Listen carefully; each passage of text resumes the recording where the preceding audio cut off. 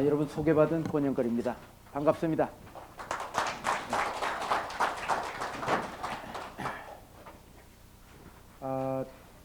제가 이 강의 요청을 받고 제가 뭐 별 준비 없이 강의할 수 있는 게 한 20가지 정도는 되는데요. 그 중에서 이 문화 강국의 길을 선택했습니다. 21세기를 문화의 시대라고 합니다. 오늘 뜻깊은 자리에 좋은 기회를 주셨는데 함께 대한민국을 어떻게 문화 강국으로 만들 수 있을까 함께 고민해 보도록 하겠습니다. 제가 이 강의가 한 1시간 40분 정도 걸리는 강의인데 이 거두절미하고 주어진 시간이 짧기 때문에 거두절미하고 강의를 해야 될 것 같습니다. 우선 거두하고요. 문화가 뭘까를 한번 함께 생각해 보도록 하겠습니다. 문화라는 단어가 우리가 조선시대나 고려시대나 있었던 단어인가? 제가 문헌을 찾아봤는데 이게 역사가 깊지가 않습니다. 1919년에 조수왕 선생이 이 국제연합 UN 전신인 국제연맹에 한국을 가입시키기 위해서 쓴 글이 있습니다. 그 취지문이 있는데 거기에 인류 문화에 공헌하기 위하여 대한민국은 국제연맹에 가입한다. 이런 말이 나옵니다. 이게 문헌에 언급된 최초의 사례입니다. 그러고 보니 문화라는 단어가 사용된 지 100년 남짓한 그러한 단어입니다. 우리는 오늘날 이 문화라는 단어를 아주 상용하고 있죠. 그럼 이 문화라는 단어가 중국에서는 굉장히 오래전부터 고대로부터 써온 단어입니다. 지금 보시는 바와 같이 천문을 관찰하여 시의 변화를 읽고 그 다음에 인문을 관찰하여 천하를 교화한다. 이런 뜻으로 이 문화를 썼습니다. 오늘날 문화의 정의는 대략 이렇게 하고 있죠. 사유하는 존재로서의 이 인간, 이 호모 사피엔스의 지적 정신적 소산의 총체, 그 인간의 지적 정신적 결과물의 모든 것, 집합, 이것이 문화입니다. 이 자연을 있는 그대로의 상태로 놔두지 아니하고 인지가 작용하여 변형한 모든 것, 이것이 문화입니다. 서양에서는 조금 다른 어원을 가지고 있습니다. 지금 horticulture, 이거는 영어로는 원예입니다. agriculture, horticulture, 농업, 원예, 이런 것이 hortus는 라틴어로 garden이란 뜻과 enclose 한다. enclosure, 뭔가 에워싼다는 뜻이 있고요. cultura, cultivate 한다는 거죠. 자연을 nurturing하고 cultivate하는 그러한 것을 문화라고 했습니다. 그러면 문화가 총체라고 했으니까 문화 앞에 어떤 단어를 집어넣어도 다 말이 됩니다. 그러니까 우리가 뭐 이 고급 문화, 저급 문화, 생활 문화, 자동차 문화, 음주 문화, 뭐 모든 것을 다 집어넣어도 됩니다. 뭐 아시아 문화, 동아시아 문화, 아랍 문화, 뭐 이런 앞에 어떤 명사를 집어넣어도 다 되는 이 단어가 됩니다. 그런데 불가능한 단어가 있습니다. 자연에 대비되는 개념이기 때문에 자연문화라는 말은 되지 않습니다. 그러니까 이 야생초문화, 이건 성립되지 않습니다. 그러나 원예문화는 성립되죠. 이 자연을 변형한 것만이 가능한 것이기 때문에 자연문화는 성립이 안 됩니다. 언젠가 이 8시 뉴스를 보는데 우리나라 제주도를 유네스코 인류 자연문화유산에 등재해야 되니까 많은 성원을 바랍니다라고 앵커가 얘기하더라고요. 그래서 제가 식사를 하면서 저거 틀렸는데 라는 생각이 들어서 끝나고 난 다음에 다시 유네스코에 들어가 봤습니다. 유네스코에 들어가 본 즉슨 자연문화와 자연유산과 문화유산 두 가지밖에 없습니다. 자연문화라는 건 없습니다. 성립이 안 되는 말입니다. 앵커가 틀리게 이야기를 한 거죠. 그리고 또 불가능한 문화는 이 돼지 문화라고 해놨습니다만 하여튼 금수는 문화가 없습니다. 일반 동물은 문화가 없다. 인간이 자신이 윤리적인 존재라는 것을 자각하는 순간부터 문화가 시작이 됩니다. 이 프로이드식으로 이야기를 하자면은 돼지는 이드밖에 없는 거죠. 에고도, 자의식, 자아도, 슈퍼에고도, 도덕적 자아, 초자아도 없습니다. 돼지가 뭐 언제 나는 오늘부터 질서를 지키고 교양을 쌓아야 되겠어 하는 돼지가 없죠. 그렇기 때문에 돼지 문화는 성립되지 않습니다. 우리가 문화라고 하면은 일반적으로 좋게 반응합니다. 좋은 것, 아름다운 것 이렇게 생각을 합니다. 그러나 문화라고 다 좋은 것이냐? 뭐 우리가 군사 문화, 관료 문화 이런 말을 하면 대개 문맥 속에서는 부정적인 의미로 쓰는 경우가 많습니다. 사실 군인이 군사 문화를 가져야죠. 오늘날 우리 군인들이 군사 문화가 허약해져 있는 것을 국민들이 걱정하고 있습니다. 군사 문화를 가져야죠. 관료가 관료 문화를 갖는 거죠. 그러나 하여튼 문맥 속에서는 이 경직된 것, 창의적이지 못한 것, 이런 것과 유사어로 사용되고 있습니다. 또 뒤에 붙는 것, 문화 사대주의, 문화 제국주의. 문화 사대주의는 자신의 문화를 중시하지 아니하고 타 문화를 존중하는 것, 이런 것을 이야기하는 것이고, 문화 제국주의는 이건 뭐 점령군의 논리죠. 이 외래 문화가 들어와서 문화 종다양성을 인정하지 아니하고 자문화를 강요하는 것, 이게 문화 사대주의죠. 이 제국주의죠. 뭐 이런 부정적인 용예도 있습니다. 문화 강국의 길이라고 했으니까 이제 강국은 그럼 도대체 어떤 것이냐? 문자 그대로는 힘 있는 나라가 강국입니다. 그럼 힘이라는 건 도대체 뭐냐? 힘 그러면은 좀 물리학적인 용어 같죠? 권력 그러면 사회학적인 용어 같죠? 근데 힘이라는 게 도대체 뭐냐? 자신이 원하는 것을 얻어내는 능력입니다. 타인이 내 생각, 내 말을 따르게 하는 능력이 힘입니다.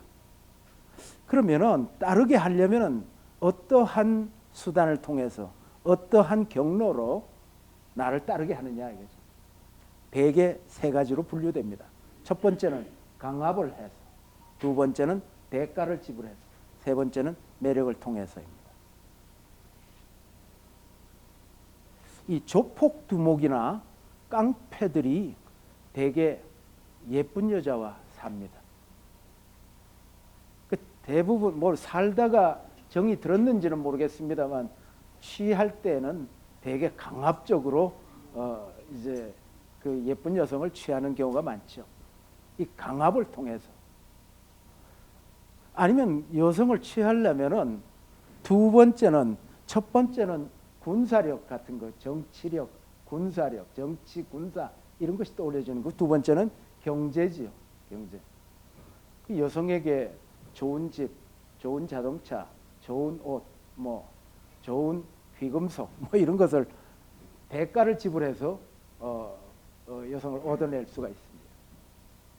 그러나 가장 지속 가능한 것, 가장 좋은 것은 그 여성의 그 자발성을 이끌어내는 것은 고매한 인격 같은 거죠. 매력이죠. 근데 이게 18세기까지는 대략 1번으로 작용을 했고요. 20세기에서는 주로 이 대가를 지불하는 쪽으로 강국이 되었습니다. 그래 21세기는 어떻게 되겠느냐? 저 3번으로 가고 있다는 것을 얘기하는 것입니다.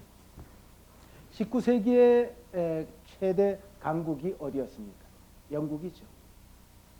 해가 지지 않는 나라. 20세기는 20세기 전반은 좀 바이폴라 시대였죠. 그 소비에트 유니온과 미국 이게 두 개가 이 강국이었습니다. 강국의 기준은 대략 경제력, 기술력, 국부 그리고 군사력으로 가늠하죠. 인구 영토로 따지는 경우도 있고 이런 것들이죠. 그리고 강국을 규정하고 가늠하는 것은 대부분 큰 규모의 전쟁의 승전국입니다.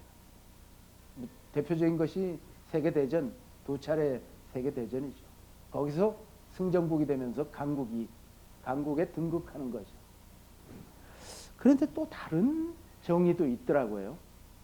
동시에 두 개의 전쟁을 수행할 수 있는 나라, 동시에 복수의 전쟁을 수행할 수 있는 나라. 이 전쟁이라는 것이 한 나라의 모든 자원, 모든 지식을 다 총동원하는 것인데, 기술과 지식을 그거를 나누어서 할 수도 있다. 이제 강국의 정의가 여러 가지입니다. 어쨌건 이 자신의 힘으로 다른 나라를 움직일 수 있는 나라를 강국이라고 합니다. 아마 근년에 사례를 든다면은 미국이 중국의 1대1로 1대 해상로, 1로 육상로를 다 끊어버리게 하는 것은 동맹국을 동원해 가지고 자신의 힘을 발휘하는 경우이죠. 이 강국은 대략 이렇게 정의되는 것 같습니다. 그런데 강대국에 공통점이 있습니다. 강대국이 되는 과정에서는 대부분 그 나라가 어떤 연습 과정이 있습니다. 그 연습 과정이 뭐냐면은 다민족, 다인종, 다문화를 가지고 있는 나라입니다. 우리가 저도 초등학교 때는 단일 민족임을 굉장히 선생님이 강조하는 교육을 받았습니다. 우리가 강국이 되려면은 단일 민족, 단일 혈통으로 되겠는가라는 생각이 듭니다. 이 다양한 혈통, 다양한 가치관, 다양한 문화적 배경, 이런 것이 어우러졌을 때 제국이 되고 강국이 됩니다. 다시 말해서 미국처럼 멜팅 팟, 샐러드 보울 이 되어야 제국으로 간다라는 것이죠. 제국의 건설은 물리력만으로는 불가능합니다. 앞서 1. 강압, 2. 대가, 3. 매력 이렇게 나눴는데 물리력만으로 안 된다. 그 몽골의 유명한 말이 있죠. 이 말 위에서 제국을 건설할 수는 있지만 말 위에서 다스릴 수는 없다. 이거는 징기스칸의 아들 오고타이의 집사, 책략가, 모략가, 야율초제가 한 말이에요. 그때도 하여튼 물리력만으로는 강국이 될 수도 없고 제국을 이룰 수도 없다는 것을 이제 아는 거죠.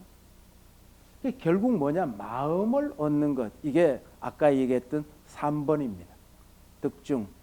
마음을 얻는 것이 지속 가능한 강국이 되는 길이다라는 것이죠. 그래서 결론적으로 21세기 문화 강국은 어떤 것이냐? 군사력, 경제력을 넘어서 매력을 갖춘 국가. 그 하버드의 이 조셉 나이 교수가 얘기했던 소프트 파워, 이것이죠. 바로 사람을 끌어모으는 능력, 사람의 마음을 얻는 능력, 매력, 신뢰, 문화력입니다. 이제는 이 앞서 자신의 생각, 자신의 말을 타자의 힘을 통해서 얻는 것 이렇게 했는데 한 국가의 문화 가치 정책을 다른 나라가 받아들이거나 인정할 때 문화 강국이 되는 것입니다.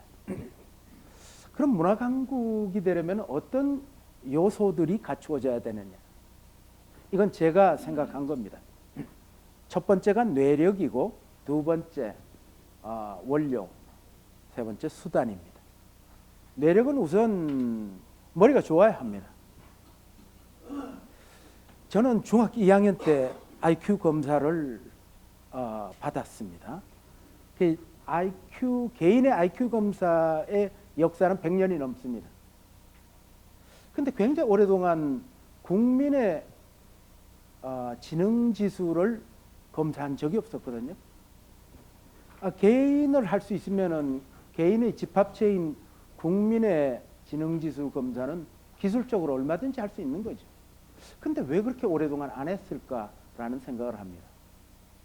저는 할 수 없어서 안 한 게 아니고 안 한 거라고 생각합니다. 지금 세계가 237개국인데 뭐 개인이 머리가 좀 나쁘면 뭐 그냥 그렇게 살 수 있지만 국민 지능 지수를 검사했는데 우리나라가 200등이다 그러면 어떻게 살겠습니까? 비전이 없는 나라 아니겠습니까? 그런데 2004년에 국민 지능 지수 185개국 국민 지능 지수 검사가 있었죠.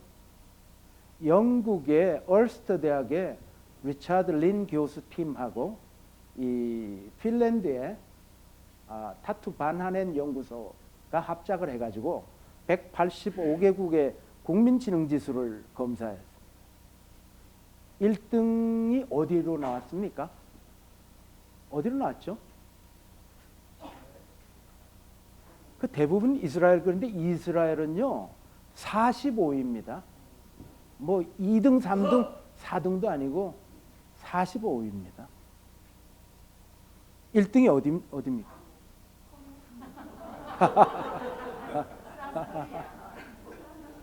예, 맞습니다. 맞는데 홍콩으로 나왔습니다. 홍콩으로 나왔는데 홍콩은 사실 국가는 아니지 않습니까? SAR, Special Administrative Region, 특별 행정구역이지 그게 국가는 아니지 않습니까? 2등이 한국이었습니다. 국가로서는 한국이 1등입니다. 그러면 3등이 어디였습니까? 북한이었습니다. 그래서 여기서 박수 한번 쳐야 되는 거 아닙니까?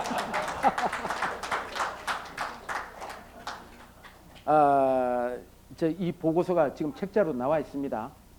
이 IQ and the Wealth of Nations, 이 IQ와 지능지수와 국가의 부라는 이 보고서로 나와 있는데 이 지점에서는 국가라기보다는 우리 민족이 가장 머리가 좋다는 것이 증명된 거죠. 3등이 일본하고 북한이 공동 3등을 했어요.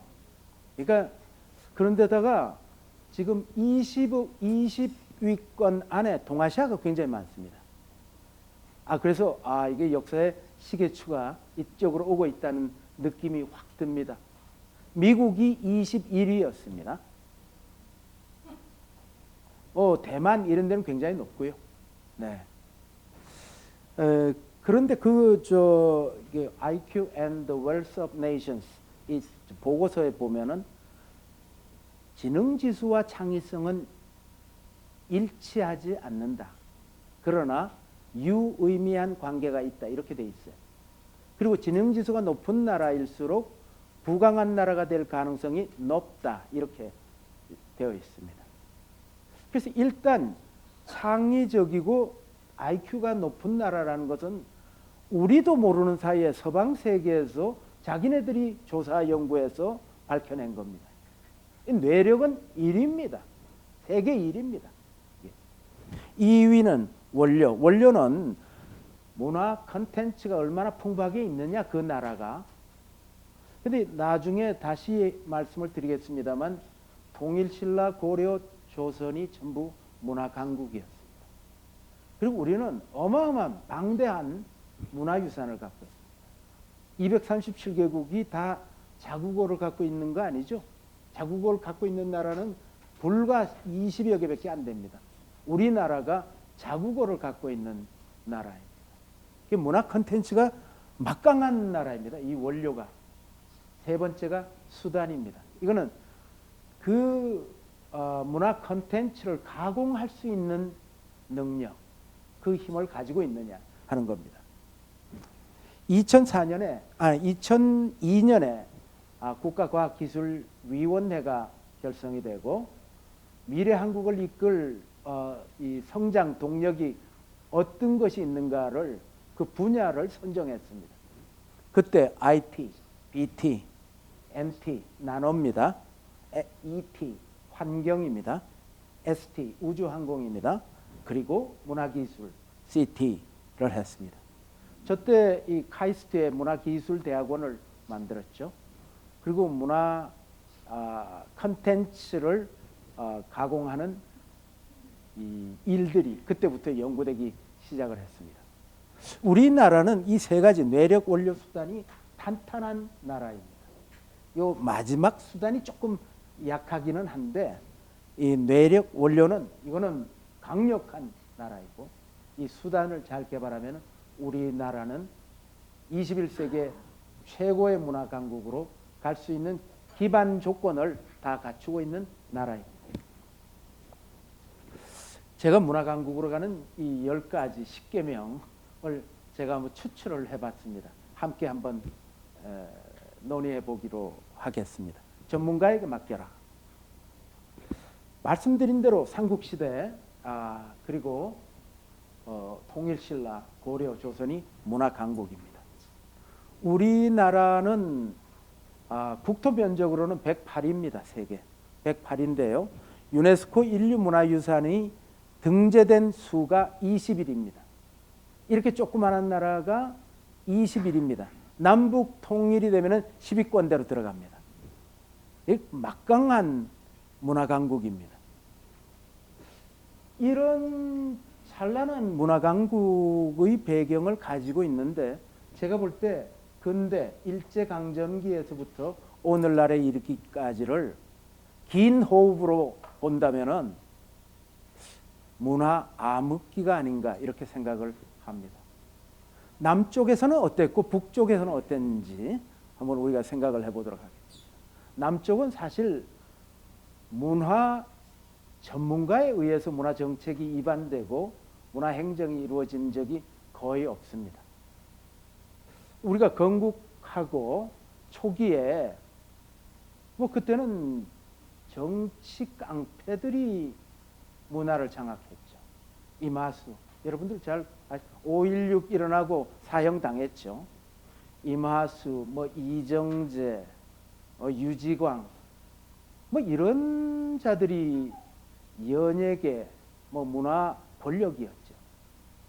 그 뒤에도 계속 바다 이야기, 최순실에 이르기까지 형태가 달라졌을 뿐 비전문가에 의해서 문화는 선점되었습니다. 그럼 북쪽은 어땠냐 이거죠? 북쪽은 우리나라 대통령들이 저서가 드물지요. 드문데 평전은 많은 것 같아요. 남이 써주는 평전은 많은데 저서가 별로 없습니다. 김정일이 북한에 저서가 있습니다. 이 예술론입니다. 예술론. 근데 그것도 세분해가지고 영화 예술론이 있고 그 다음에 음악 예술론이 있고 그 다음에 무용 예술론이 또 있습니다. 그 다음에 조형 예술론이라는 안 그러고 미술론 이랬더라고. 미술론. 그 다음에 문화 체제론이라는 걸 썼어요. 이 5권의 예술론을 썼어요. 김정일. 그런데 거기서 이야기하는 거기서 정의한 이 예술이란 우리가 생각하는 예술과는 판이하게 다릅니다. 예술은 선전을 위한 것이다. 체제 선전을 위해서 예술은 존재하는 것이다라고 아주 명확하게 규정하고 있습니다. 이런 등을 생각하면은 이저 문화예술까지 완전히 국가 소유이죠. 공훈예술가들이 있습니다. 공훈예술가에서 열심히 노력하면은 인민예술가로 올라갑니다. 인민예술가가 지금 100명 조금 넘습니다. 그리고 100명 조금 넘고 차관과 장관의 그 중간 이 연봉을 받습니다. 완전히 국가가 관리하지. 남쪽에서는 깡패들에 의해서 문화 권력이 이루어졌지. 이런 차원에서 고려 조선 시대 문화 강국의 시대가 끝나고 문화 암흑기가 지금 반세기 이상은 이어져 왔다. 이렇게 보고 있는 것입니다. 결국 문화 정책을 전문가를 찾아서 전문가에게 맡겨라라는 것입니다. 전문가를 찾아서 맡겨라 이렇게 얘기를 했는데 이건 또다시 무슨 말인가? 비전문가를 끌어들여라라는 것입니다. 이건 뭐냐면은 고대로 올라가면은요 전부가 비전문가죠. 그때 뭐 문화 전문가, 예술 전문가가 있었던 시대는 아닙니다. 서양 미술사를 우리가 공부하면 그 첫 페이지가 알타미라 동굴입니다. 라스코 동굴. 알타미라는 스페인, 라스코는 이 프랑스. 그런데 그걸 방사성 탄소 측정에 의하면은 알타미라 동굴이 22,000년 전입니다. 22,000년 전. 상상이 됩니까? 그런데 그 컴컴한 동굴 속에 들어가 가지고 어떻게 그렇게 이 멧돼지 그리고 들소를 오늘날 미술대학을 졸업한 것보다 더욱더 생동감 나게 그림을 그렸거든요. 하여튼 비전문화된 문화 생산자에 의해서 문화가 창조되었던 게 고대입니다. 이게 중세기에 와가지고 공방, 뭐 유파가 생기고 화파가 생기고 이 천재들에 의해서 이런 공방이 만들어집니다. 이 중세기부터 근대까지는 진짜 전문가에 의한 문화 생산입니다. 저도 미술대학 출신인데 이 제도 교육에 의해서 전문가가 생산되고 전문적인 활동을 하게 되는 거죠. 고대에는 없던 일입니다. 그런데 이제 현 시점과 앞으로는 어떻게 되느냐라는 것이죠. 다시 고대처럼, 다시 옛날처럼 비전문화된 문화 생산자에 의해서 문화 창조가 이루어진다는 것이죠. 오늘날 여러분들 유튜브에 가면은 각종의 뭐 저희들의 기준으로는 매우 거칩니다. 거칠지만 온갖 문화 생산이 비전문가에 의해서 일반인, 오디너리 피플에 의해서 이루어진 것들이 마구 올라옵니다. 이게 이제 고대 형태와 거의 비슷해져 가는 것이죠. 미술대학에서 점점 실기시험이 없어져 가고 있습니다. 홍익대학이라는 곳에서는 아예 실기시험이 싹 없어진 게 10년 넘었습니다. 이렇게 되어가고 있거든요.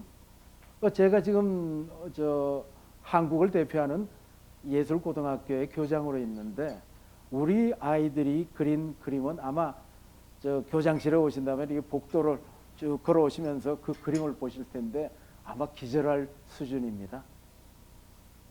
그 아이들의 기술적 능력은 극한까지 가 있습니다. 뭐 하도 반복 훈련을 시켜가지고 극한까지 가 있습니다. 백남준 선생께서 살아계시다면은 그 따라오지를 못합니다.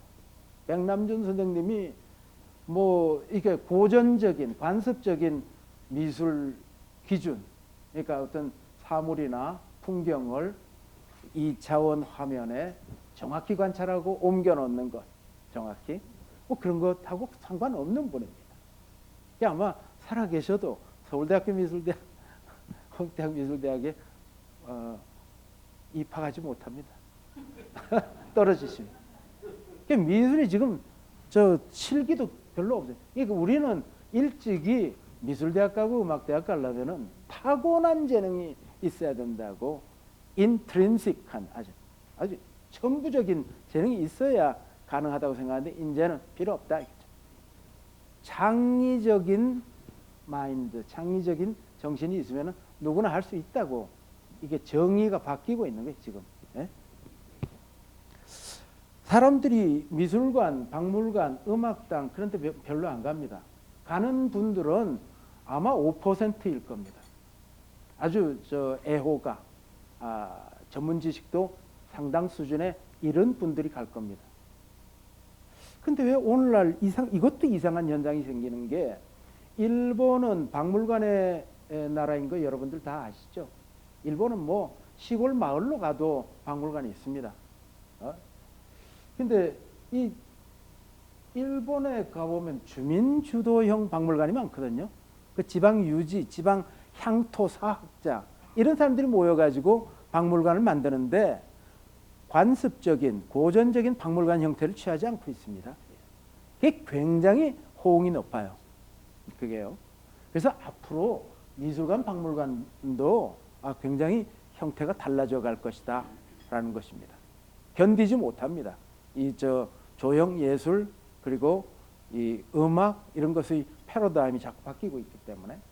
그래서 이 culture by the people, 문화는 누구에 의해서 생산되는가, 이게 문화 생산의 주체가 전문가에서 이 엘리트에서 프로페셔널에서 레이맨으로 자꾸 이렇게 바뀌어가고 있다는 것을 얘기합니다.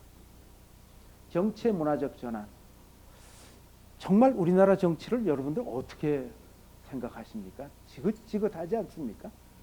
네? 그러니까 문화 강국을 가로막는 게 정치 아닙니까? 우리나라 정치 상황이 문화 강국의 반대 방향으로 가고 있지 않습니까? 정말 문화가 없는, 문화적 이 환경이 되어 있지 않은 그런 나라라고 하고 있다. 국가가 문화 강국으로 가는 길을 가로막고 있는 거라면, 정치가 가로막고 있는 거라면 이걸 어떻게 하면 좋습니까? 우린 영화를 하나 봐도 그 나라의 정치 상황을 대략 짐작합니다. 갓파더 여러분들이 다 보셨. 이 영화를 보면은 이탈리아의 정치 상황이 엿보입니다. 실제로 오늘날까지 이 이탈리아의 국민 총생산 GDP의 7%가 마피아에 의해서 이루어집니다.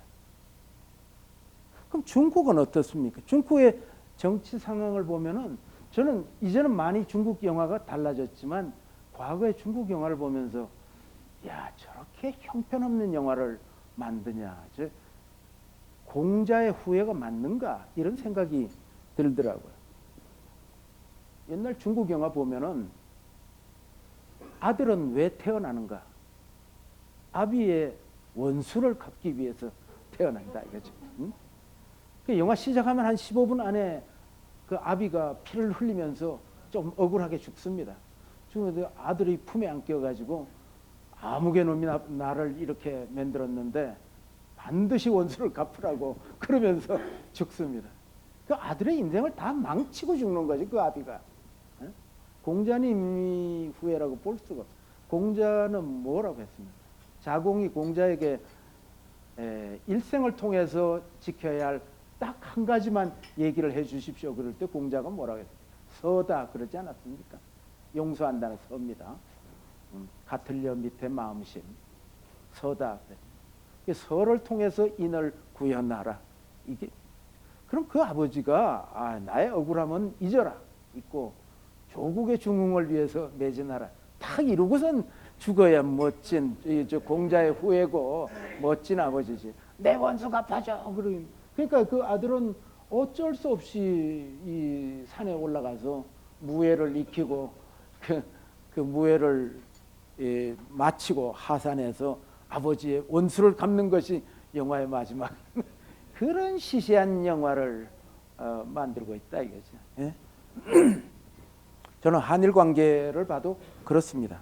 명성황후는 제가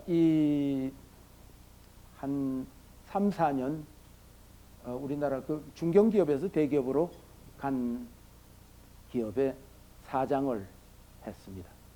그 기업을 창업하신 이 회장님께서는 지식 수준이 대학 교수들이 도저히 따라갈 수 없는 수준의 높은 지식을 가지고 계신 분인데, 그분이 이 뮤지컬 명성황후를 시작하신 분입니다. 동시대 최고의 극작가, 연출가 불러다 놓고 명성황후를 좀 하라고 그랬습니다. 돈을 지원했습니다. 근데 요구사항이 하나 있습니다. 이 명성황후를 본 사람들이, 한국 사람들은 어떻게 우리가 나라를 이룰 수 있었는가, 이런 일이 다시 반복되지 않을까, 그 과거에 대한 뼈아픈 통찰, 성찰이 가능하게 하고 일본인들에게는 이 회개와 자복이 있도록 하라. 근데 사실 시간이 흐르면서 그렇게 극본이 가지 않으니까 이분이 막 화를 내면서 지원을 끊어버렸어요. 근데 또 한편 그 회장님께서 요구하신 대로 하면은 그 표가 팔리겠습니까? 그래서 하여튼 명성황후는 그 뒤에 제작이 되었고, 뭐 뉴욕뿐만 아니라 세계를 돌면서 대단히 인기가 높았습니다, 이 뮤지컬이. 그런데 이 뮤지컬 안중근도 명성황후도 보면은 한국인들은 불같은 분노가 일어나요. 다시 일본 사람들은 저 뮤지컬을 보면은 가뜩이나 조선 사람 싫은데 더욱 미워지고 더욱 싫어진다는 거예요. 그럼 예술은 무엇을 위해서 존재합니까? 그 예술의 가치가 뭡니까? 그럼 뭐 양국이 더욱더 멀어지고 더욱더 분노의 용광로가 되는데, 명성황후를 보면, 안중근을 보면 그럼 어떻게 해야 되냐 이거죠. 소녀상도 뭐 제가 소녀상을 반대하는 것은 아닙니다. 아닌데 이 방법으로 끝없이 가야 하느냐 하는 생각을 하게 됩니다. 정치적 의제들을 문화적으로 좀 접근하면 안 되나 하는 것이죠. 안내의 일기 여러분들이 다 아십니다. 그 안내는 본래 프랑크푸르트에 살았죠. 그 나치 탄압을 피해서 이 암스테르담으로 오게 되죠. 그 저는 암스테르담에 가봤습니다. 거기 안내 집에도 가보고 했는데 이게 거의 200개 나라가 전부 안내 일기 이거 번역을 해서 세계적으로 10대 소녀가 그 골방에서, 다락방에서 일기를 쓴 거예요. 3개월 일기 쓴 게 전부예요, 그게. 그러다가 뭐 장티푸스에 걸려서 죽었는데 이것이 나치의 만행을 그대로 고발하는 이 가슴 저미는 이 10대의 그냥 일기입니다. 그 쉰들러 리스트, 그 뭐 그리고 죽고 한 70년 지난 다음에 쉰들러 리스트가 저 아카데미상을 다 휩쓸었습니다. 저는 일제 만행을 고발하는 영화, 우리나라에는 쉰들러 리스트만한 수준의 영화를 만들 수 있는 영화 감독이 저는 20명은 된다고 생각합니다. 그 미국의 그 영화 한 편 제작비가 평균적으로 651억이더라고요. 651억이고 우리가 51억이더라고요, 평균. 근데 뭐 저 재반 경비들 빼버리고 나면 26억인가 밖에 안 되더라고요. 그러니까 30억 가지고 700억 하고 상대해 가지고 우리가 오스카상을 타고 막 이러는 나라입니다. 우리 나라의 쉰들러 리스트 수준을 만들어낼 수 있는 이 영화 감독이 20명은 되는데 우리가 좀 그런 방식으로 일제 만행을 만방에 고하고 이제 좀 끝내야 되는 것이 아닌가. 그리고 허구한 날 중학동에 가서 뭐 계란 던지고 물병 던지고 할머니는 우시고 이런 것을 끝없이 해나가야 되느냐. 좀 이런 것들을 문화적으로 접근해 봐라 하는 얘기를, 문화 강국으로 가고자 한다면. 네. 그 다음이 국가 문화예술 교육입니다. 선진국, 후진국으로 나누는 기준이 뭡니까? 뭐 그 기준을 봤더니 별로 공감이 안 가는데 1인당 GDP가 2만 불 이상이어야 한다. 2천만 명 이상이어야 된다, 인구가. 그 다음에 문맹률이 얼마 이하로 낮아야 된다. 그 다음에 교육 수준이 어떻게 높아야 된다. 이런 걸 가지고 선진국을 가늠하더라고요. 그런데 분명한 것은 선진국과 후진국을 나누는 것은 창의력입니다. 창의력이 선진국의 기준입니다. 세계 최고의 창의 대국은 뭐 여러분마다 생각이 다르시겠지만 저는 영국이라고 생각을 합니다. 근대 문명의 견인차라고 생각합니다. 그 영국이 아니라면 우리가 저도 나이가 이만합니다만 이만큼 살 수 있을까라는 생각이 듭니다. 보통 40, 50세 정도에 죽을 겁니다. 페니실린 마이신이 나온 나라이니까. 예? 그 뭐 조선시대 임금님의 평균 수명이 47세이더라고요. 그러니까 이 영국을 이렇게 보면은 이게 아무리 생각해도 어마어마한 나라라고 생각이 되는 게 이 백신, 오늘날의 우리의 화두죠. 이 백신이 만들어진 게 영국입니다. 맨 처음에는 종두, 그다음 말라리아, 뭐 이런 것. 이 백신의 시작이 영국입니다.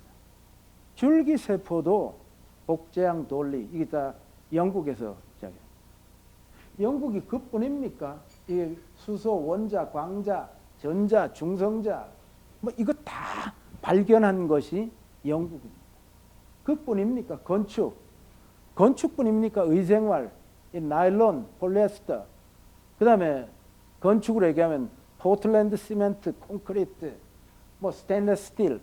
이거 오늘날 이거 없으면 건축이 됩니까? 이게 다 영국이죠. 지금 제가 입고 있는 옷, 여러분들이 입고 계신 양복, 이건 다 영국에서 시작됩니다. 영국이 오리진입니다. 이게. 뭐 하여튼 그뿐만이 아니죠. 어디 페니실린 마이신만 했습니까? 그걸 넣는 주사기까지도, 그리고 우리가 늘 집안에서 쓰는 수세식 변기까지도 전부 다 영국이니까. 그러니까 철도, 기관차, 지하철 뭐 이게 전부 영국이고. 근데 더욱 중요한 것은 의회 민주주의가 영국이죠. 그 의회 민주주의라는 발명품 영국이죠. 자본주의 영국이죠. 주식회사 영국이죠. 이게 뭐 전부가 영국이 발명품입니다. 스포츠 종목도 대다수가 영국이죠. 미국은 스포츠 종목 딱 한 개밖에 없습니다. 뭐죠? 네? 미식축구는 변형입니다. 딱 하는 농구입니다. 농구는 미국입니다. 뭐 이것뿐만이 아니에요. 심지어는 개까지도, 견종도 상당수가 영국입니다. 아니 그리고 제일 밑에 있지만 로미오와 줄리엣은 저들이 연애하던 것은 이 이탈리아 북부의 베로나입니다. 베니스 상인. 소스는 다 영국인데, 저 이탈리아인데 영국이 다 만들었죠. 셜록 홈스, 그리고 오리엔탈 특급, 동물농장, 유토피아, 피터팬, 이 모두 다 영국 아닙니까? 요즘식으로 얘기하자면 해리포터 영국이죠. 네? 전부가 영국. 그래서 저는 이런 발견과 발명이 어떻게 해서 나왔을까? 근데 학자들은 그 근원을 명예혁명에서 찾더라고요. 명예혁명은 1688이지. 1688년, 350년 전인데 이건 체제가 전복되고 새로운 체제가 나타나는데 피 한 방울도 흘리지 않았으니까 그걸 명예혁명이라고 하죠. 그 결과물은 의회 민주주의입니다. 여기에서 영국의 발견, 그 창의성이 나왔다라고 얘기를 하고 있습니다. 영국은 굉장히 보수적인 나라이기도 하면서 가장 아방가르드한 나라입니다. 가장 그러니까 양 끝단을 다 가지고 있는 나라가 영국입니다. 그 문화강국 창의대국으로 가는 핵심 수단은 교육입니다. 교육인데 우리는 어떻습니까? 국산 사자에 매어 달려 있죠. 국영수입니다. 우리가 말 국영수. 예. 그런데 선진국을 보십시오. 대부분이 다 문화예술 교육에 중점을 두고 있습니다. 문화예술 교육을 한다니까 무슨 예술가를 만들기 위한 거라고 생각하십니까? 아닙니다. 국민 일반의 창의성을 높이고 상상력을 높이고 문해력을 자기주도적 문화 해석 능력을 키우고 문제 해결 능력을 키워주는 것이 문화예술 교육입니다. 그렇기 때문에 문화예술 교육, 우리나라에서 한없이 무시당하고 아무도 교육부에서 생각도 안 하고 있는 문화예술 교육이 교육의 중심으로 들어와야 된다는 얘기를 하는 것입니다. 그 이유는 창의력이 그 자체로서 삶의 질을 높이기 때문에. 가난하면은 문화예술 접촉의 기회가 적습니다. 그러면 상상력이 낮아집니다. 창의성이 없어집니다. 그러면 그의 삶은 피폐해집니다. 피폐해지면 다시 가난은 대물림 됩니다. 그리고 다시 문화예술 접촉, 가난하니까 문화향수 기회가 없어지지. 그러면 또다시 창의력은 없어지는 거고 또 피폐해지고 이게 악순환을 하게 되어 있다는 거예요. 그렇기 때문에 문화예술 교육이 얼마나 필요한가. 그 극적인 사례 하나가 있다면 베네수엘라의 엘 시스테마이죠. 엘 시스테마 여러분들 아시죠? 그 빈민촌의 아이들을 음악 교육을 통해 가지고 전혀 다른 차원으로 건강하고 행복한 아이로 만들어낸 경우입니다. 음악으로. 가만 놔두면 걔들은 마약할 아이들입니다. 가만 놔뒀더라면 총기 들고 나올 아이들인데 이 아이들을 이렇게 고상한 아이들로 순화시켜버린 뭐 그런 것입니다. 엘 시스템. 우리나라 현실은 어떻습니까? 입시에 모든 것이 다 맞추어져 있다. 그래서 문화예술 교육을 강화해야 돼. 그 BNT 교육이 영국은 선택이 아닙니다. 5가지 교과목, 필수 교과목 중에 하나가 디자인입니다. 디자인 앤 테크놀로지인데 BNT 과목은 11살이 되면은 영국 아이는 누구나 다 하는 거죠. 그 디자인을 만들기 위해서 하는 교육이 아닙니다. 문제 해결 능력을 키워주는 교육입니다.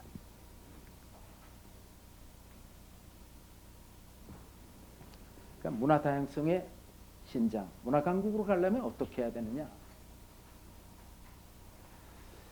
그 블랙리스트 때문에 이 장관을 하시던 분이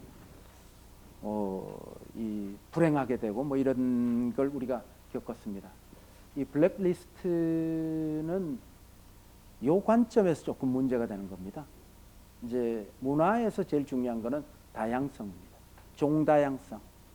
문화 생태계의 종다양성이 굉장히 중요한데 종다양성을 이 훼손하는 것, 거세해버리는 것이 이 블랙리스트이기 때문에 그것이 이 정당성을 갖기가 좀 어려운 거죠. 그러나 문화 안보를 위해서는 또 필요한 것이기도 합니다. 우리라는 표현을 많이 씁니다. 우리라는 말이 어떤 내부 단합, 이 공감대, 솔리데리티 뭐 이런 측면에서는 참 멋진 말이기는 한데 이게 속성상 매우 배타적인 말입니다. 이 우리라는 말의 어원은 울입니다. 울타리. 울이 우리가 된 건데 이것이 극단화되면은 배회주의, 징고이즘, 쇼비니스트가 되는 거죠, 다. 이런 문제가 있습니다. 우리 한국인은 뭐 제가 이 국민학교 다닐 때 단일 민족이라는 걸 굉장히 강조되는 교육을 받았다고 했는데요. 그래서 그런지 굉장히 외래 문화에 대해서 수용력이 낮습니다. 잘 섞이지 못합니다. 국제 결혼에 대한 생각은 이제 많이 달라졌습니다만 불과 30-40년 전까지만 하더라도 뭐 그 집에 국제 결혼했대 그러고 수근수근하고 뭐 희한한 일이 벌어진 것처럼 얘기하고 그랬습니다. 그 다문화 가정들이 굉장히 살기 어려운 나라입니다. 저 강남에 그 여러분들 잘 아는 물만두 잘하는 중국집 주인이 결국은 견디다 못해서 귀화했지 않습니까? 우리는 하여튼 외래 문화, 외국인을 아주 죽입니다. 죽여. 네. 그러니까 이 난민에 대한 것도 수용성이 없습니다. 그럼 뭐 지금 기독교 윤리를 바탕으로 하고 있는 서방 세계의 여러 나라들 이 우크라이나 난민 적극적으로 받아들이고 있는데 우리는 이거 잘 안 됩니다. 이게 우리의 속성입니다. 문화 강국으로 가려면 어떻게 해야 되냐? 톨레랑스, 이 관용 정신이 있어야 되고 소수자를 배려하는 마음이 있어야 비로소 문화 강국으로 갈 수 있다. 이런 얘기를 하는 것입니다. 리차드 플로리다 교수는 캐나다 토론토 대학의 이 도시공학, 도시계획, 도시 전문가인데 이분이 창의도시론으로 유명합니다. 창의도시가 되려면은 그 창의도시에는 크리에이티브 클래스, 이 창조적 계급이 많이 들어오는 환경을 만들어야 된다는 것입니다. 그 창의도시가 되려면 기술적 인프라가 있어야 되고 그 다음에 창의적 인재들이 모이는데 그게 중요한 것이 다문화 수용 정신이 있어야 창의도시로 나아갈 수 있다는 것을 얘기하고 있습니다. 이건 큰 책을 제가 아주 요약해서 얘기를 한 건데요. 이런 관용 정신이 있지 않으면 이 문화 강국으로 가기 어렵다는 것입니다. 우리는 굉장히 단일 민족, 순혈주의, 이 순종을 강조하는 나라인데 이게 이제 변종, 이 헤테로시스, 잡종 강세 모이고 섞여야 강해진다는 단순한 이 원리를 우리가 이제 좀 생각을 해서 단일 민족의 신화를 넘어서 다문화 사회로 가야 한다라는 것입니다. 공공부조에 대한 얘기, 이 문화에 대한 얘기 자체가 그리 오래지 않습니다. 1945년 그러니까 2차 세계대전 이후부터 문화에 관심을 갖기 시작하고 문화를 이야기하기 시작했습니다. 문화 복지를.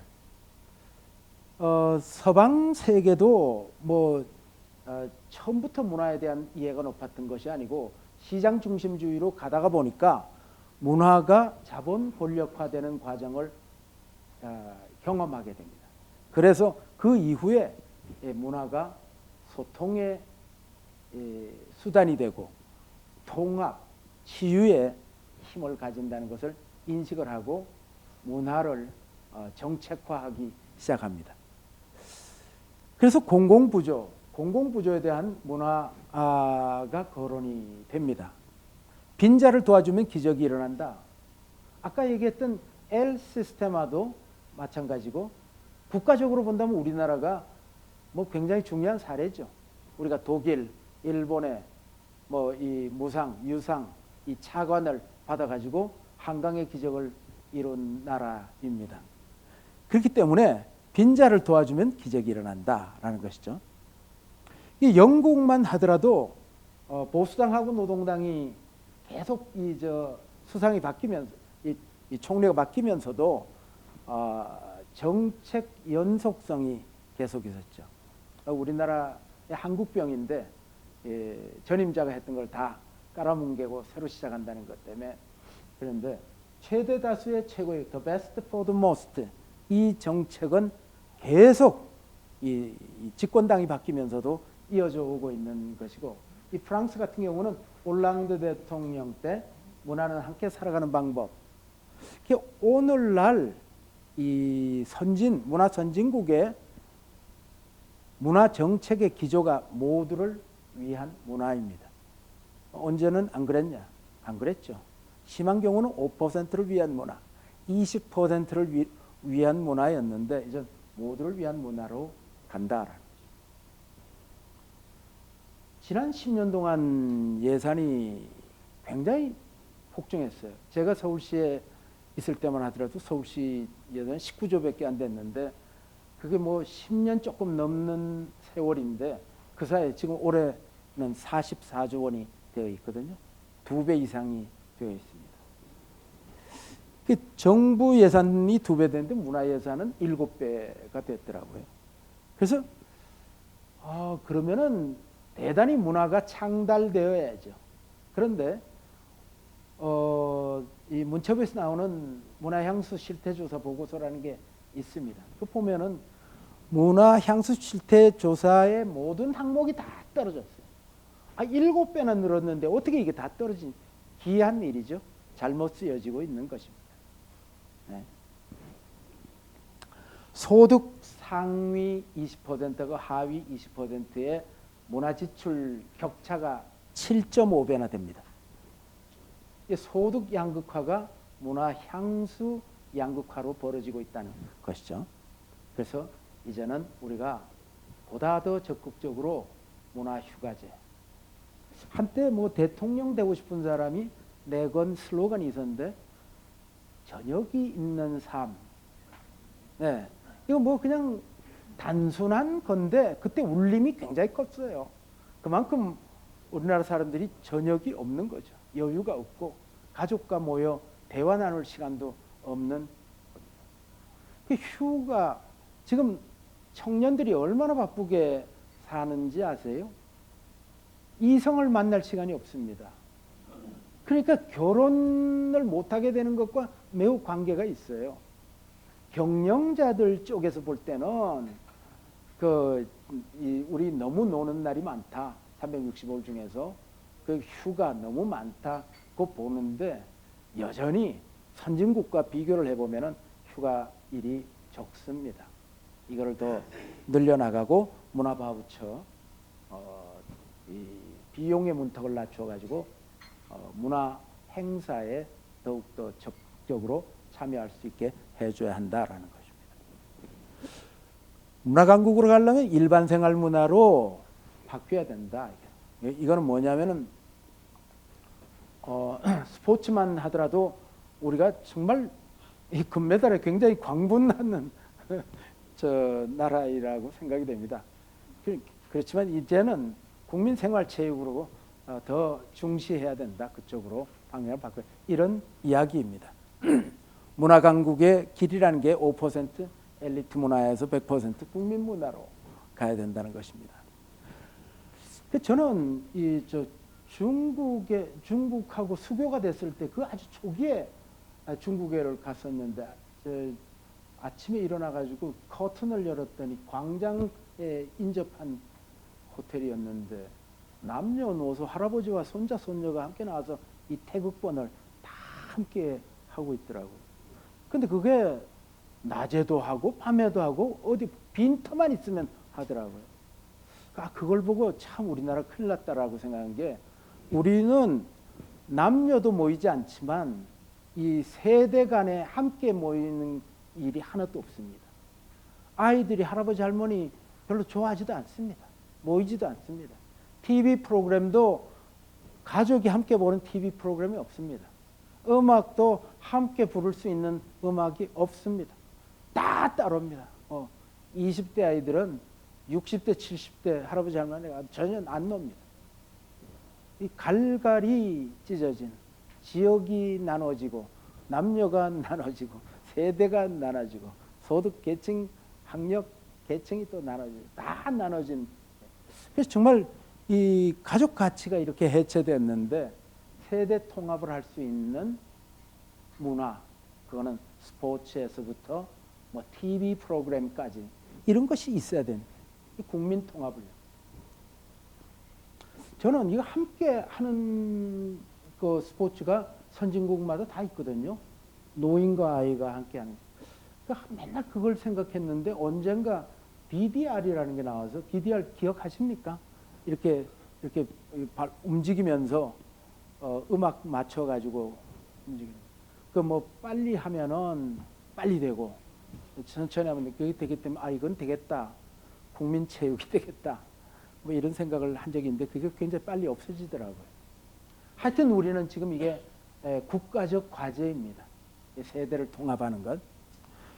프로페셔널의 죽음, 저물어가는 문화 프로페셔널. 이게 지금 미디어 산업 학비 크게 일어나고 있고, 앞서 말씀드린 것처럼 미술대학도 실기시험이 자꾸 없어져 가고 있고, 그 다음에 문화 생산자가 전부 일반 대중이라는 것, 이렇게 굉장히 바뀌어 가고 있지 않습니까?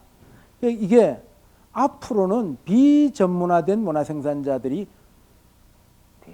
대대적으로 나타나게 된다는 거죠.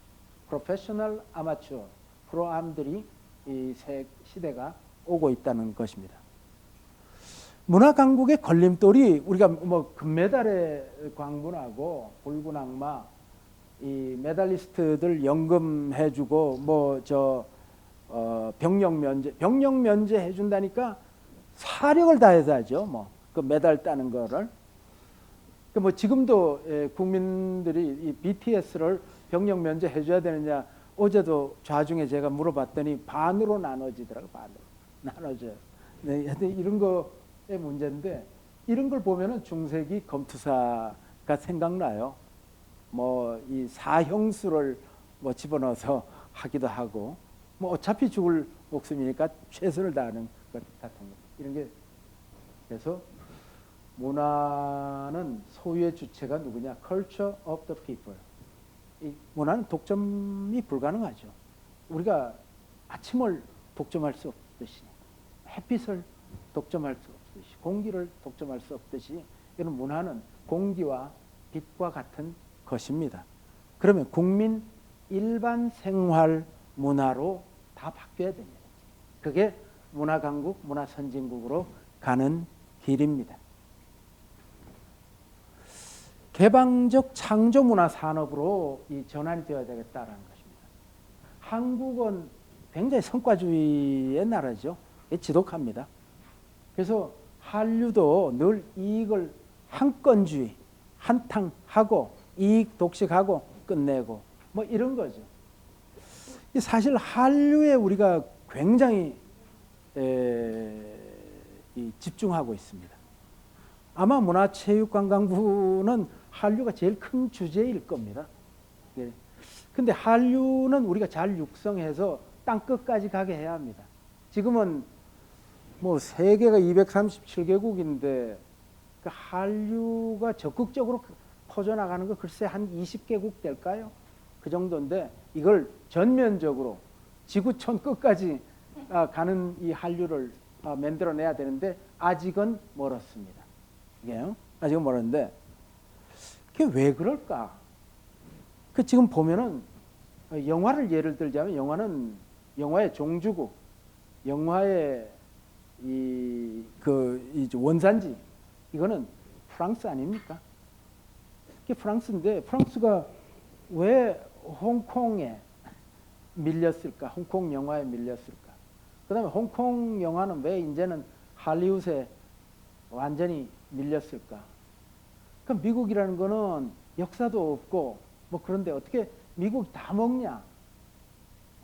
아까 영국이 모든 것의 시작은, 소스는 영국인데 돈은 다 왜 미국이 챙기느냐? 뭐 이런 거죠. 그러니까 이 프랑스는 문화적으로 문화 선진국인데 미국은 문화 산업 선진국이죠.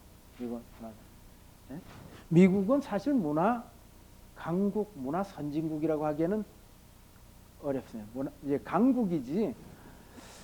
그래서 왜 굴복했냐면 프랑스의 폐쇄성 때문이죠. 그 보면은 이 할리우드이 하는 방식이 다국적뿐이에요. 세계의 크리에이티브를 다 받아들이는 거죠. 가령 해리포터라면은 영국이 원작입니다. 제작은 미국이 했습니다. 촬영은 뉴질랜드에서. 잉글리시 페이션트는 영국이 원작입니다. 배우는 프랑스에서 왔습니다. 촬영은 튀니지에서. 제작은 미국입니다. 미국은 늘 제작, 이 배포, 소비는 미국이 합니다. 그러니까 돈은 다 미국이 가져가는 거예요, 맨날. 이게. 아바타, 그래비티 다 마찬가지입니다. 삼성전자의 디자이너가 몇 명일 것 같습니다. 수천 명입니다. 삼성전자의 디자이너가 수천 명입니다. 삼성그룹의 디자이너가 몇 명일 것 같습니까? 여러분들 믿어지시지 않을 겁니다. 10,000명입니다. 그런데 왜 애플한테 맨날 밀립니까? 스티브 잡스가 죽기 전에 삼성전자를 향해서 굉장히 모욕적인 말도 서슴지 않고 했지 않습니까? 카피캣.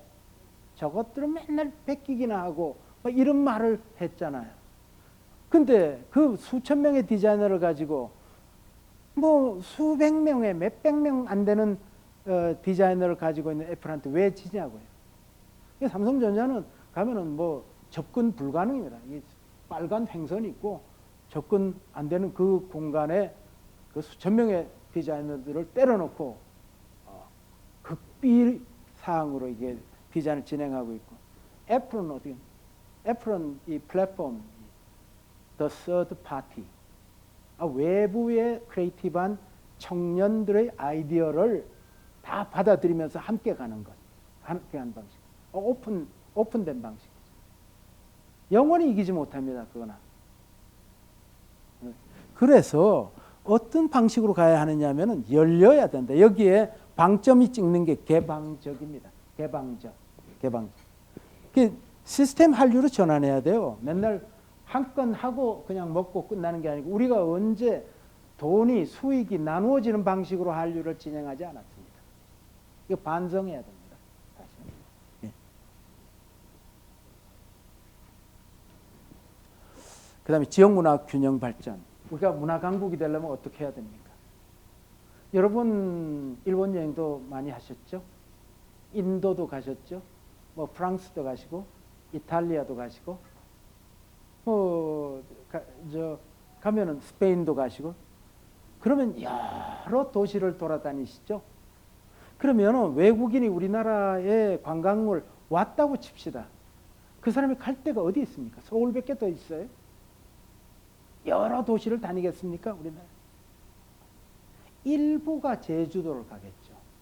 그리고 지적인 극소수가 경주를 가겠죠. 그 왜 우리나라에 돌아다니면서 여러 도시를 관광하겠습니까? 할 것도 별로 없죠. 이래 갖고는 문화 강국이 절대 안 된다는 것을 얘기하는 겁니다. 이게요. 그래서 한국은 국토 면적이 앞서 말씀드렸듯이 108위입니다. 그런데 유네스코 세계문화유산 등재된 순위가 21위입니다. 통일되면 10위권대로 올라갑니다. 이런 나라가 세계 여행자 중에 한국 방문하는 게 1%밖에 안 됩니다. 그러면 이 관광은 완전히 문 닫아놓고 실패한 나라거든요. 근데 관광거리를 만들어내지 못하고 있다는 거예요. 문화 강국으로 가려면은 서울이 전부인 나라가 되면 안 된다라는 얘기예요. 서울이 전부가 된 나라. 21세기는 이야기 경제 시대입니다. 뭐 과거에는 땅이었죠. 그 다음에는 부존자원이었고, 그 다음에는 그것을 가공할 수 있는 기술력이었고, 이제는 이야기가 부의 원천입니다. 역사는 이야기의 집적이고 이야기의 연쇄입니다. 모든 토막에서 이야기가 있습니다.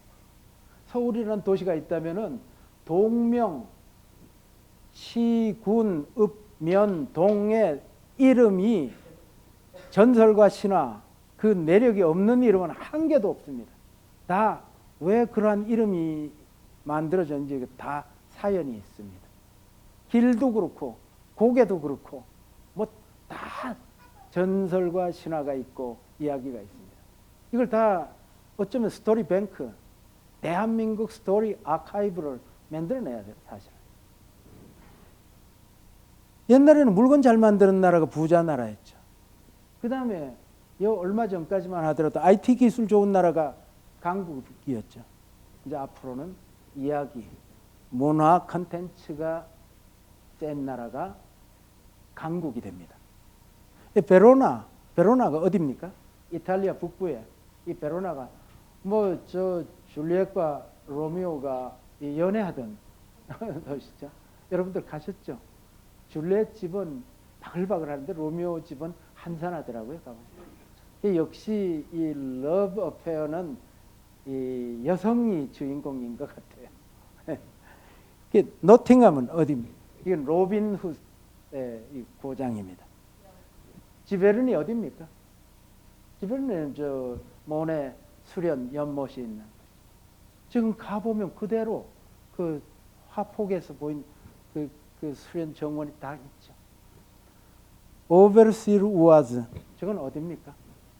고호, 네, 고호가 마지막에 작가 생활하고 권총 자살하고 그랬던데, 제가 이건 다 스토리를 팔아먹고 있는 이 도시들입니다.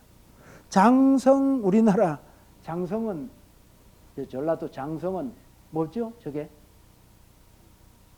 좀 무슨 스토리가 있는 거죠? 아, 정말 관심 없으시네.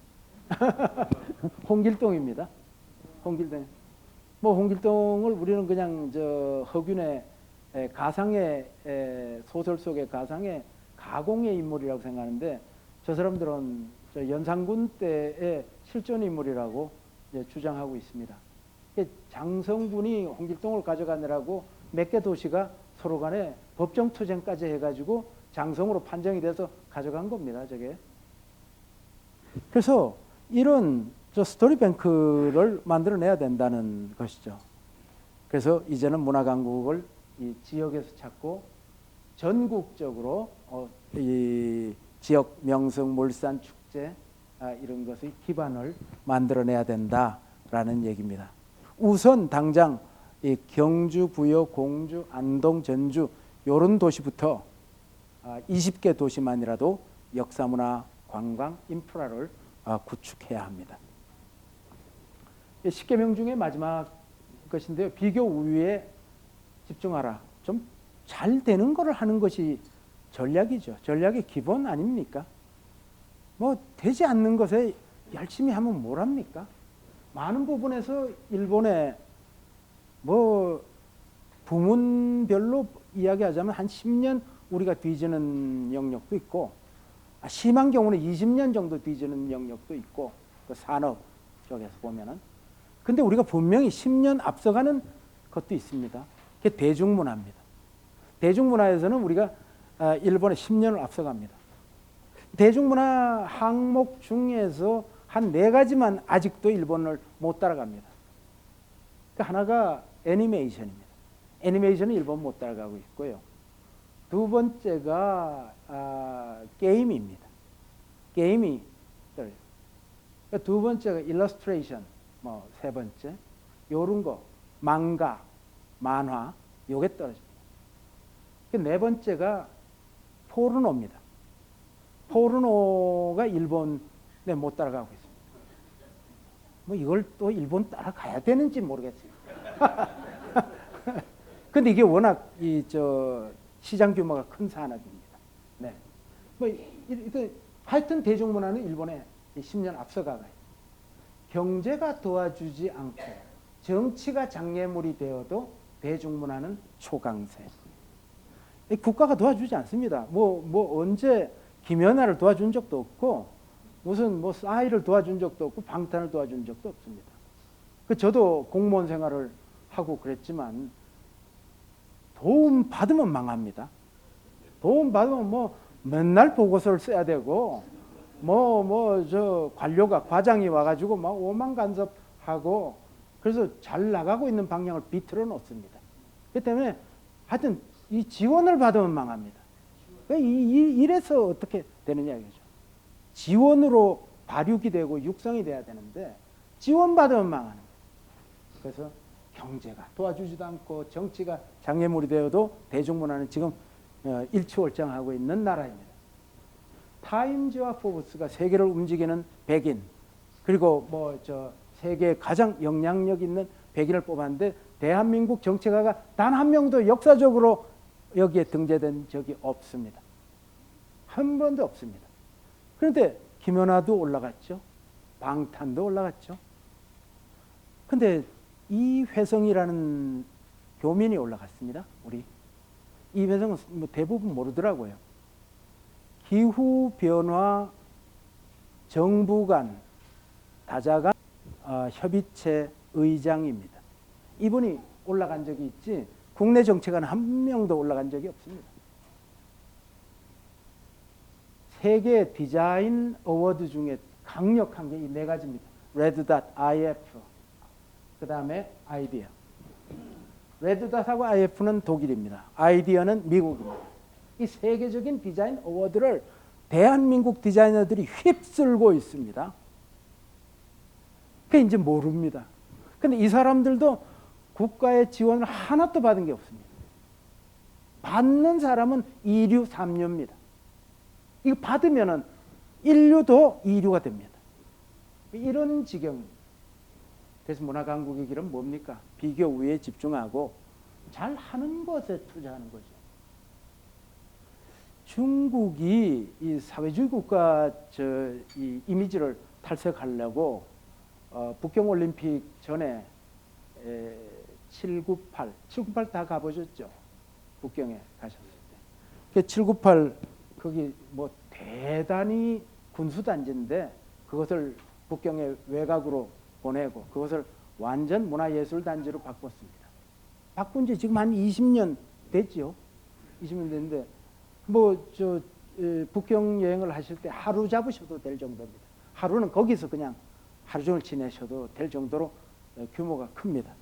그런데 이러한 것이 얼마나 국가 문화예술을 이렇게 몸값을 올렸냐면 중국 화가들 제가 대한민국 국민이기 때문에 팔이 안으로 굽어서가 아니고 객관적으로 볼 때 한중일 중에서는 우리의 미술 수준이 가장 높습니다. 그런데 국가가 도움이 안 돼가지고 지금 이러고 몸값을 올리지 못하고 그림값을 올리지 못하고 있는 것입니다. 단언합니다. 네.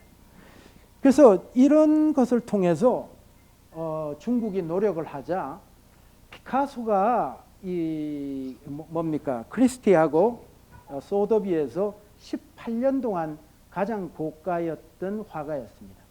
이게 드디어 바뀌었습니다. 장대천, 장다쉔하고 그 다음에 제백석, 츠바이, 이 제백석이 그림이 1위로 올라갔습니다. 이게 국가적인 노력으로 이렇게 이 지형을 바꾼 겁니다. 문화 지형을, 세계 문화 지형을 바꿔놓은 것이죠. 한국은 이 디자인 클러스터를 만드는 것이 나는 굉장히 중요하다고 생각합니다. 우리가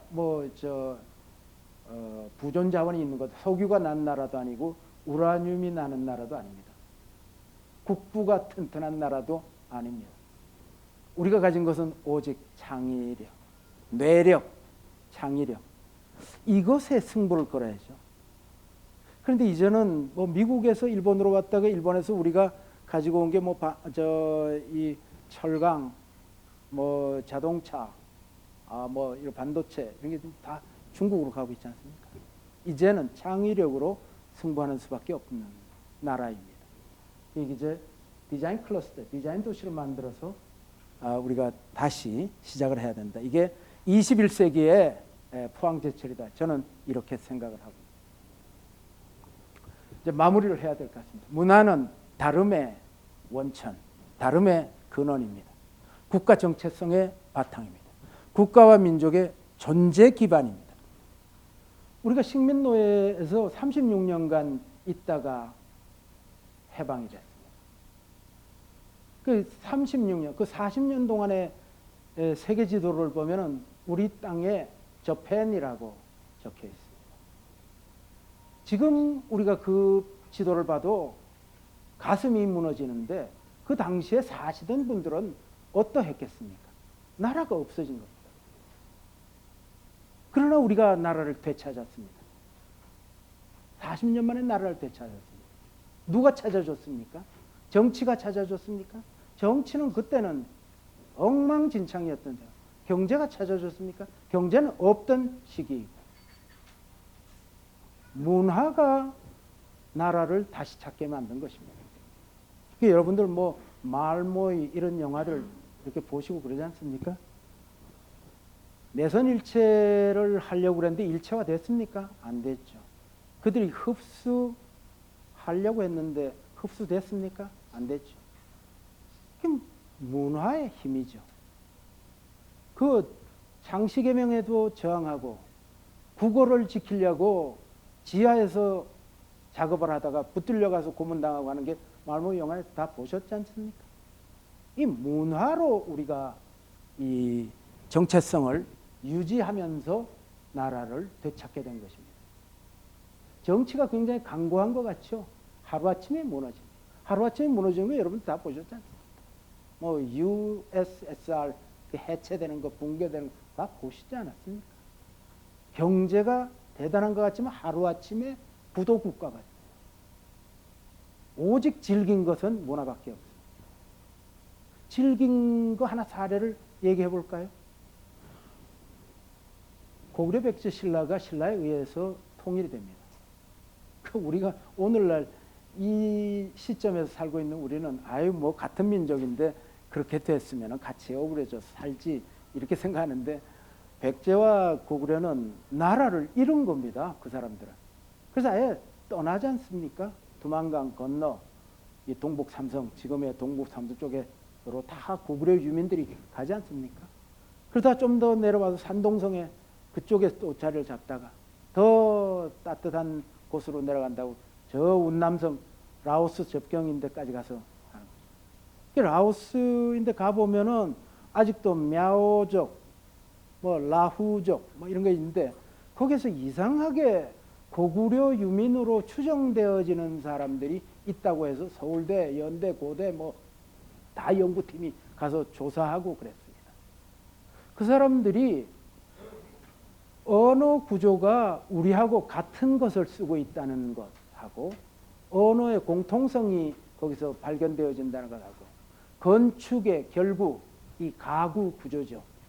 석가래가 있고 대들보가 있고 하는 거예요. 이 가구 구조가 거의 유지되면서 집을 짓고 살고 있다는 거예요. 그리고 절기마다 이 때가 되면은 풍속이 그대로 돼요. 때때 옷 입고 나오고 하는 것 그걸 하고 또 밤에 잘 때 집에 방에 요강을 놓고 아직 살고 있어요. 그래서 이건 누가 보더라도 고구려 유민이에요. 지금 제가 얘기하는 건 1500년 전을 얘기하고 있는 겁니다. 지금 뭐 정치 경제가 무너지고 망가지고 하는 거는 삽시간인데 지금 1500년을 그대로 유지하고 있는 이야기를 내가 하고 있는 것입니다. 이게 문화의 힘이고 국가 정체성의 바탕입니다. 이게 문화는 사회를 끊임없이 반복 재생산하고 사회의 상징 체계를 만들고 생활 양식을 재생해내고 지금 방금 여러분들에게 말씀드렸고 문화가 이제까지는 잉여라고 생각했습니다. 하드웨어 캐피탈리즘 시대에는 이게 문화가 뭐 먹고 사는 문제가 해결되고 난 다음에 잉여라고 생각했는데 이게 캐피탈리즘을 앞에서 이끄는 견인차가 됐다. 소프트 캐피탈리즘 시대에서 이런 것이 됐다는 것입니다. 이제 문화강국의 문턱에서 한국은 이미 세계 5대 문화 수출국의 하나입니다. 미영불 한일입니다. 중국이 여기에 5대 문화 생산국에 끼지를 못합니다. 그런데다가 내가 방금 순서를 얘기할 때 일본이 뒤입니다. 이건 내가 자의적으로 만들어낸 순서가 아니고 국제적으로 발표가 된 겁니다. 이게 이 5개 나라가 없다면 인류는 즐길 거리가 확 줄어듭니다. 이 즐길 거리가 나오는 이 세 나라가 미, 영, 불, 한, 일입니다. 이게 이 정도의 나라가 되었습니다. 자, 그래서 이제는 앞서 여러분들께 말씀드린 것을 약간 복습 삼아 얘기하자면 이제 우리는 개방성을 확대해야 됩니다. 이 톨레랑스, 개방성을 확대하고 관용 정신을 신장해야 됩니다. 그리고 전문가에게 맡겨라로 10계명을 시작했는데 전문가를 제발 활용하세요. 그리고 지역 문화, 서울밖에 갈 곳이 없는 이 나라, 이제 지역 문화를 창달하고 공공 구조를 확대하고 이게 어떠냐면은 지금 저 20%가 문화향수 실태조사 보고서를 보면요, 20%의 국민 5명 중에 1명이 그 흔해 빠진 영화나 연극 한 편 보지 못하고 1년이 지나갔습니다. 이해되십니까? 그렇습니다. 제가 어느 모임에 갔다가 아직도 연탄이 있나? 연탄 쓰는 게 있나? 그랬다가 아주 몰매를 맞았는데 연탄 쓰는 게 굉장히 많습니다. 20%면은 굉장히 크잖아요. 2%도 클 텐데 20%가 그 흔해 빠진 영화 연극 한 편 보지 못하고 1년이 지났습니다. 근데 거기에 또 하위 세분된 조사 연구 결과가 나와 있는데 65세 이상 그리고 월 소득이 150만 원 이하는 또 60%가 영화 한 편도 보지 못하고 지났습니다.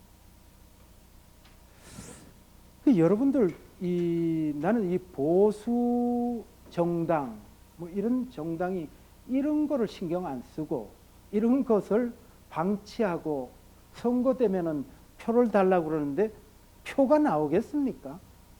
내래도 거기에 속해 있다면 표 안 주죠. 그걸.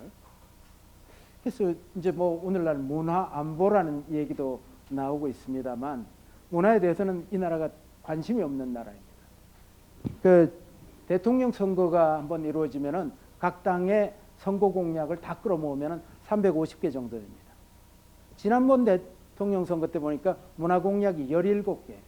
350개 중에서 17개면 없는 거나 다름없죠. 문화는 표가 안 된다고 생각합니다. 그러나 저는 이 자리에서 단언하는데요. 표가 어느 쪽으로 가느냐는 문화에 의한 것입니다. 사람의 불행감은 문화 향수 기회에 관한 것입니다. 거기에서 박탈감, 소외감이 다 나옵니다. 그거로 인해서 내가 누구를 찍을까가 결정되는 측면이 매우 강합니다. 그래서 문화 복지 최저선 유지, National Welfare Minimum에서 이제는 문화 복지, National Cultural Welfare Minimum 이것을 보장을 해줘야 됩니다. 금수강산 대한민국은 자원빈국의 나라입니다. 일본하고 이탈리아하고 한국의 공통점이 있다면 뭔지 아십니까? 자원빈국입니다. 이탈리아만 하더라도 자원의 75%를 대외에 의존하고 있습니다. 자원이 없는 나라가 디자인이 강합니다. 궁합은 통하는 거겠죠. 자원의 결핍이 창의성을 더 높이고 이 문화 수준을 더 높여버립니다. 참 아이러니해요. 그러니까 자원이 풍부한 석유 많이 나는 중동 국가들이 문화 강국이 없어요. 문화 선진국이 없습니다. 참 이상한 일이죠. 네. 그러니까 교육은 이제는 국산사자, 국영수 좀 너무 그러지 말고 문화예술 교육으로 나아가야 한다. 그리고 크리에이티브한 교육, 그리고 휴리스틱, 자기 발견적 과정을 갖는 그러한 교육으로 나아가야 되겠다는 문화진흥 정책이 영미하고 유럽이 조금 다릅니다. 영미는 문화예술의 경제적 가치, 산업적 가치에 집중하는 나라이고 유럽은 국민 창조성을 높이고 삶의 질을 향상하는 쪽입니다. 더 근원적이죠. 유럽 쪽이. 그러니까 미국하고 영국은 굉장히 이 경제적인 측면을 강조하고 있는데 우리나라는 이 두 가지를 동시에 추구해야 됩니다. 한국은 경제적으로 성공한 나라입니다. 그리고 여러 가지 도움도 받아가지고 한강의 기적을 이룬 나라입니다. 이제는 한국은 신뢰할 수 있는 매력적인 문화 강국으로 나아가야 합니다. 제 강의 마치겠습니다. 예, 좋은 강의 감사드리고요.